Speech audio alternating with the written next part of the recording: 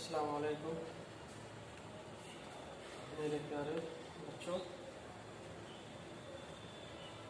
मैं शहजाद रज़ा आज आहसन उर्दू दर्जे 8 क्लास 8 सबक 3 लेसन 3 और मश्क की एक्सरसाइज की बात करने जा रहा हूँ। आपने लेसन 3 में जो अल्लामा इकबाल के बारे में लिखा हुआ है उसको पढ़ लिया था, अल्फाज माने भी हो गए थे। और अब ज़बानी मश्क में हम आते हैं। देखिए ज़बानी मश्क में लिखा है, ज़बानी मश्क में देखिए लिखा है ना, नंबर 1 पे क्या लिखा है? सही तलफ़्फ़ुज़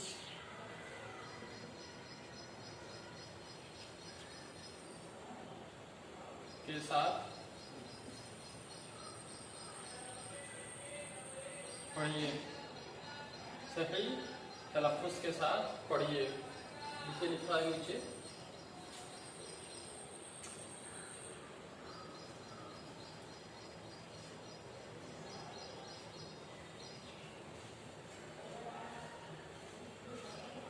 और असर, फिर आके लिखा है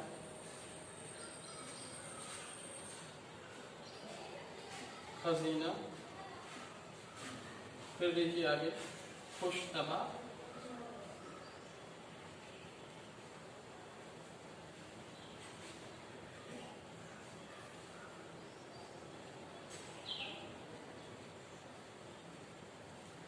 फिर लिखा है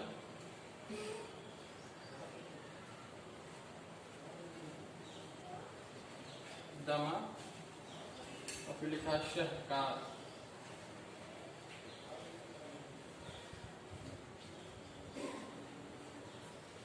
और आगे फिर लिखा हुआ है ताए,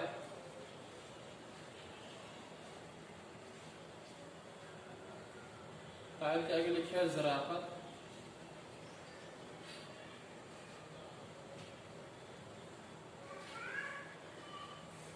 और फिर देखिए नीचे लिखा, फिर उसके बगल में लिखा हुआ है आया,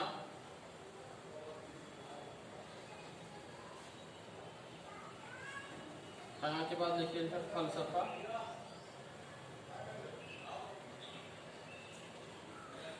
फ़लसफ़ा के बाद लिखा हुआ है कर्ब, और कर्ब के बाद देखिए लिखा हुआ है मकालमा, फिर उसके बाद लिखा है वलवला। ये सही तलफ़्फ़ुज़ के साथ पढ़ने में था कि आपको पढ़ना है पुर असर, खजीना, खुशतबा, दमा, शहकार, आय, सराफत, आया, फ़लसफ़ा, कर्ब, मकालमा, वलवला। दूसरे में देखिए बुक में इसे लिखा ना, 2 सोचिए और बताइए।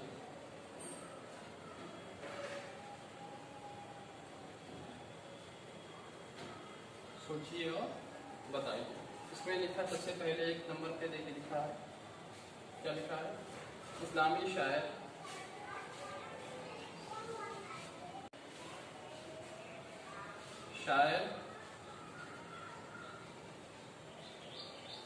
होने के हैसियत से इक़बाल को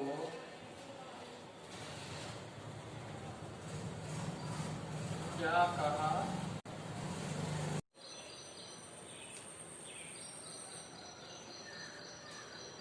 देखिए सबसे पहले क्या है कि इस्लामी शायर होने के हैसियत से इक़बाल को क्या कहा जाता है। उसका जवाब है कि इस्लामी शायर होने की हैसियत से इक़बाल को शायर मशरिक़ कहा जाता है। बे पे देखिए नंबर 2 पे, इक़बाल ने अपनी शायरी में क्या पैगाम दिया है। जवाब क्या है कि इक़बाल ने अपनी शायरी में सरबलंदी का पैगाम दिया है। नंबर 3 पे है कि इक़बाल की कोई 3 ख़ुसूसियात बताइए। जीम पे नंबर 3 जो है वो इकबाल की कोई 3 खसूसियात के बारे में पूछ रहे हैं। फिर लिखा जाएगा क्या, अल्लामा इकबाल रहमदिल खुशतबा और ज़राफ़त के मालिक थे। ये इनकी 3 खसूसियात हो गए। नंबर 4 यानी दाल पे देखिए कि इकबाल की लिखी हुई चंद नज़मों के नाम बताइए। अल्लामा इकबाल ने बहुत सारी नज़में लिखी हैं, तो कह रहे हैं चंद नमो, चंद के मतलब यहाँ पर कैद नहीं है, आप 3, 4, 5 जो भी याद है आपको वो आप लिख सकते हैं। जवाब क्या, जुगनू मशाले राह, परिंदे की फरियाद, माँ का ख्वाब और एक पहाड़ और एक गिलहरी मशहूर व मकबूल है। तो ये जो है आप इसको जल्दी से लिख लीजिए, इसको नोट कर लीजिए, फिर आगे लिखवा देंगे।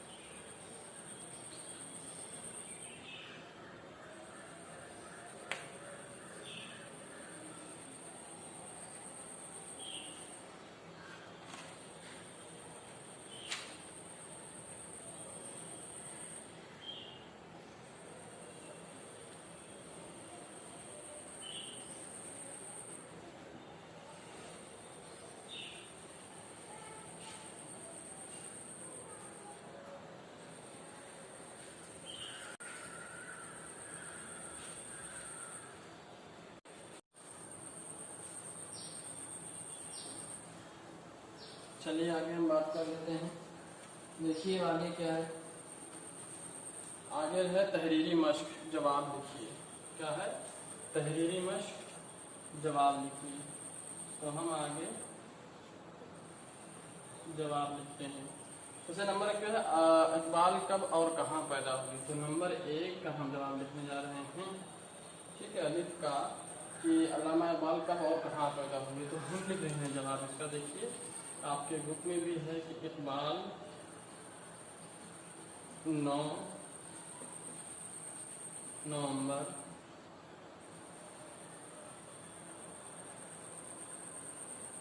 1877 ईस्वी को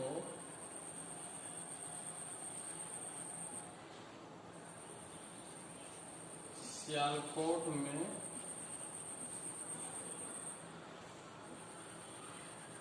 पैदा हुए। अब बे वाला देख लीजिए, दूसरा नंबर बे का है, वो है इकबाल की लिखी हुई वो कौन सी नज्म है जो स्कूल में गाई जाती है। तो इकबाल की लिखी हुई नज्म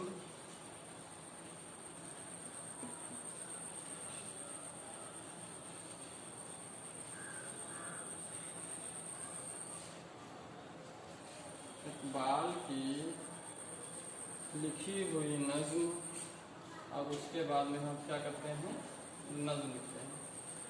लब पे आती है दुआ बन के, तमन्ना मेरी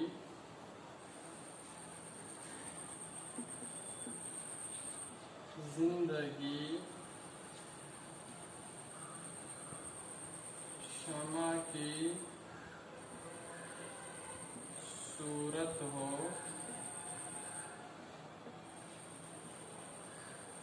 खुदाया मेरी। हो गया यहाँ तक। इसके बाद क्या है, मेरी, फिर यहाँ लिखना है है जो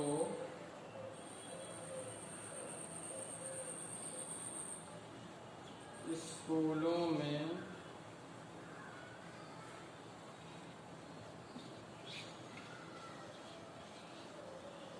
गाई जाती है। अब जीम का नंबर 3 देख लीजिए। जीम में क्या है, इकबाल ने PhD की सनद कहाँ से हासिल की? तो जवाब है इकबाल ने जर्मनी, जिसको यूरोप बोलते हैं, से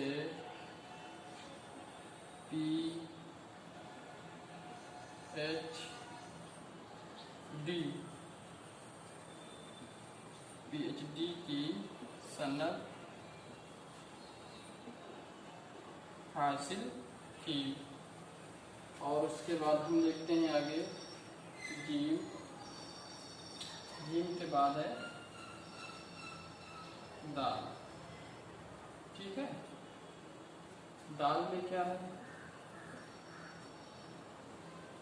कि इकबाल ने तराना हिंदी में अपनी कौम को क्या पैगाम दिया।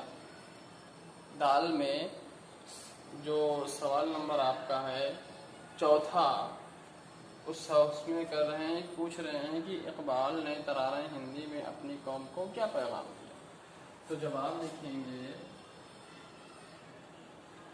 इकबाल ने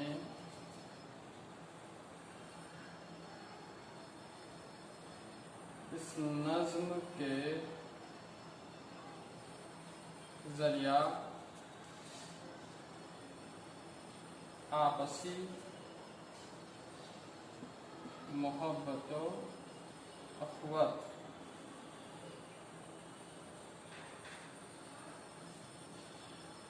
का पैगाम दिया है। जीम के बाद 1, 2, 3, 4 और 5वां जो है होता है, सवाल नंबर आपका है में देखिए। सवाल है कि इकबाल की कुछ खूबियाँ बयान कीजिए। तो लिख रहे हैं कि इकबाल, अल्लामा इकबाल लिख लीजिए, इकबाल बचपन से ही ज़हीन और हाजिर जवाब थे। और आगे देखिए,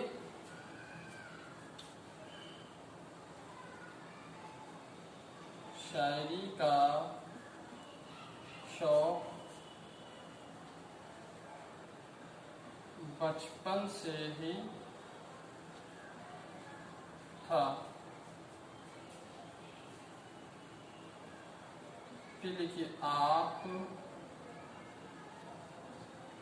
शौक़ी और ज़राफ़त के मालिक थे। ठीक है, आज और आप भी पढ़ा सकते हैं अपने से भी और आगे। ठीक, कि इकबाल की शायरी बचपन में ही मशहूर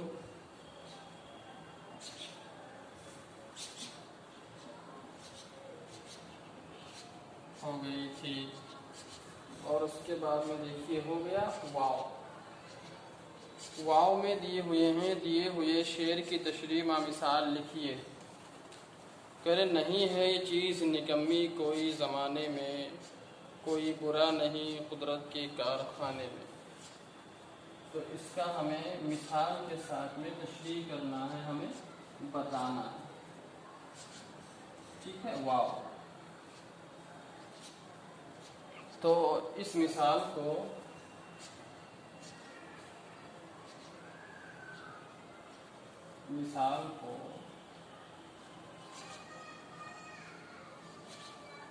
इस तरह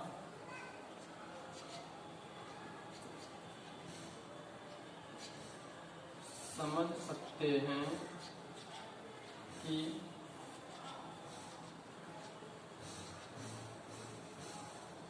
तलवार और सुई दो अलग अलग शय है, दो अलग अलग चीज है।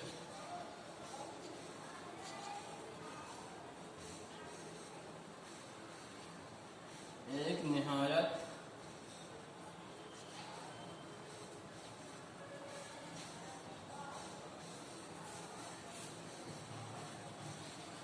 बड़ी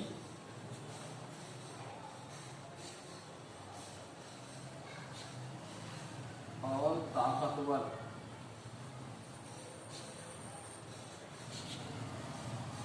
और दूसरी निहायत छोटी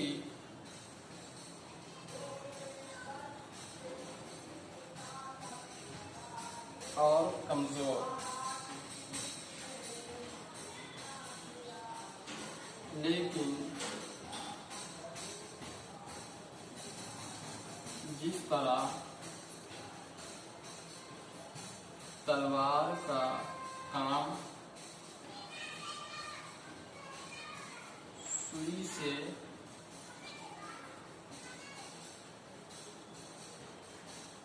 नहीं लिया जा सकता, बिल्कुल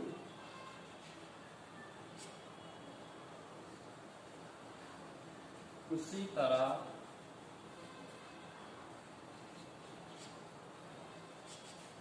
सुई का काम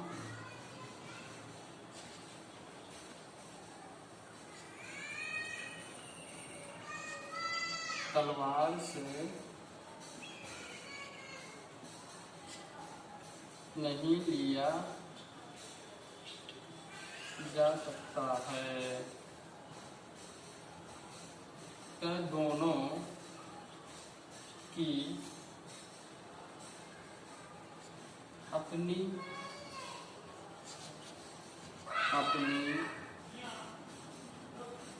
अहमियत है। ये इतना मुकम्मल हो गया। अब खाली जगह को भरिए, यहाँ से कुछ इशारात और वो बचते हैं, आप इतना नोट कर लीजिए। आपको 2-4 मिनट का टाइम दिया जाता है और फिर उसके बाद में क्लास ओवर कर दी जाएगी।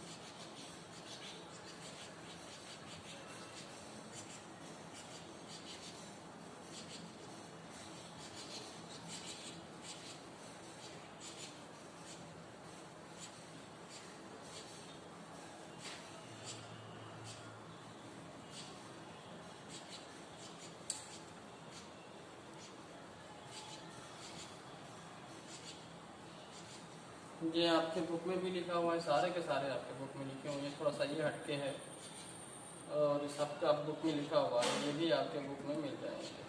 आप बुक से भी उतार सकते हैं, देख सकते हैं।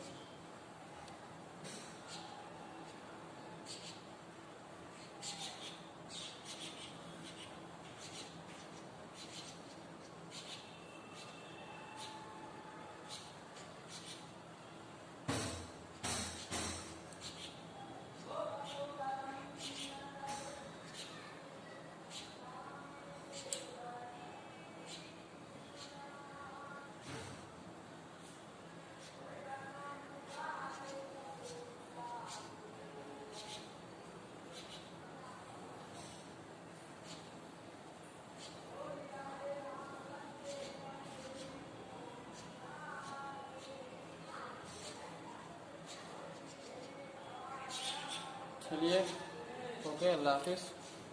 क्लास को ख़त्म करते हैं।